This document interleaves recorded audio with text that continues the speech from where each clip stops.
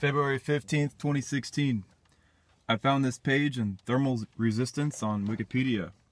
You have your structural, hydraulic, thermal, and electrical analogies on here. I think that's really cool. I don't know if you guys can see that very well. Go ahead and try to make it a bit closer for you. I think it'd be best to make a little presentation when I write stuff down, but being that these are mathematical formulas, I'm going to have to take some time to overview them. And they are very similar. You have structural, hydraulic, thermal, and electrical. So you have things similar to each other like flux. You have potential, you have resistance. See, where does it have electrical analogy? Yeah, current and electrical analogy is very similar to the flow rate of in hydraulics inside of pipes. Same thing with voltage. Voltage would be like pressure. So there are a lot of similarities there. You can connect all those dots together. But one of the main reasons why I wanted to show you this is that inside of the theory I'm developing, you have stars as being highly electrical, very, very thermal, very radiative thermal, and convective as well. And that's the way heat transfers and moves around. But as a star cools and dies, the equations become less reliant on electrical interactions, less reliant on radiative reactions that are, strictly thermal and radiative, to more or less thermal in the terms of convective and conductive terms, as well as the material thickens and becomes more less viscous. I think that's the word. More like water than honey. It would be more leaning towards the hydraulic aspect of it, how fluids interact underneath pressure, because the star will thicken and condense. As well as that thick material condenses even further, it will begin solidifying, meaning the structural analogies and flexibility of the material, stresses of the material, the loads and forces put on the material, as well as displacements where you have liquid material being displaced by solids, or solids being displaced by liquids, and that kind of mixing in the interior regions of the star, or astron, if you will. Star would be a young astron, planet would be an old astron. They're the same thing.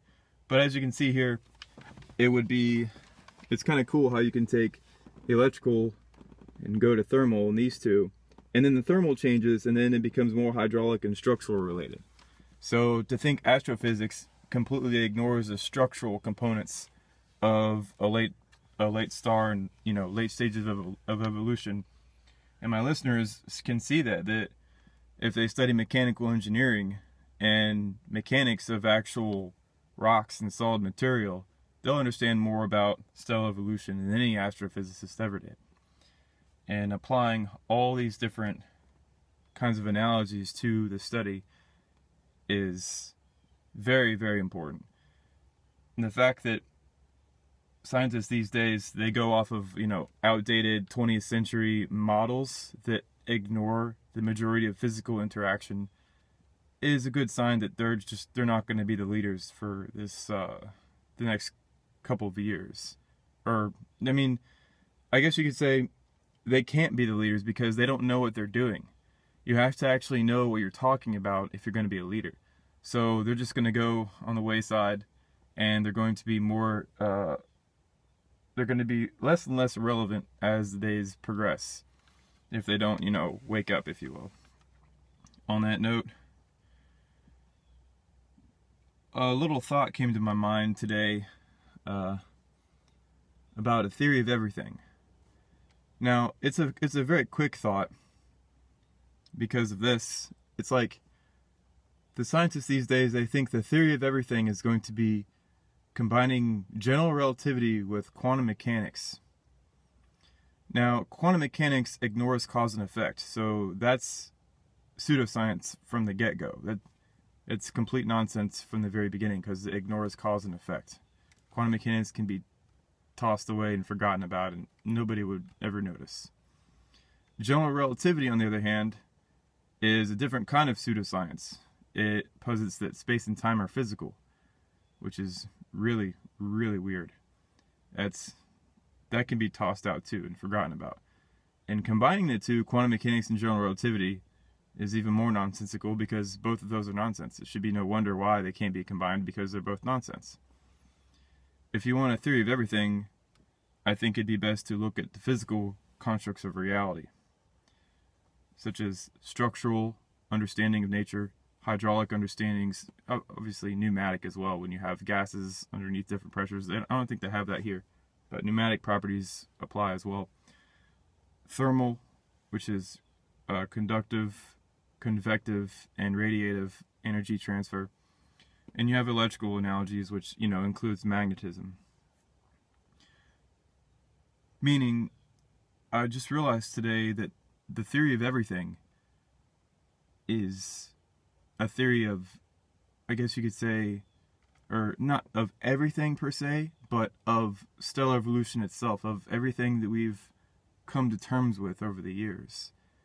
And that includes these studies. And to take all these studies and to be able to apply them to one specific field of study, I think that's as close as the theory of everything that we're going to get. And I actually wish that if anybody thinks that establishment knows what they're doing with general relativity and quantum mechanics, to just ignore them. They don't know what they're doing at all. They're going to be wasting your time. Study stuff like this. Study structural equations, how matter moves in large quantities, how fluids move and how gases interact with each other, and try to apply these understandings to the stars, how they evolve, what happens inside of them as they cool, collapse, and die, and all that material is mixing. As well, you can put in chemical analogies in here too, because the majority of chemical reactions that occur in nature happen inside of a star as it evolves. But there's that.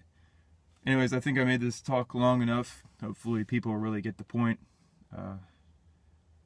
And I think I'll study these equations later on and try to make more of connections with them and write papers on them, because I think that's the next step I'm headed in, or in the next direction I'm headed in.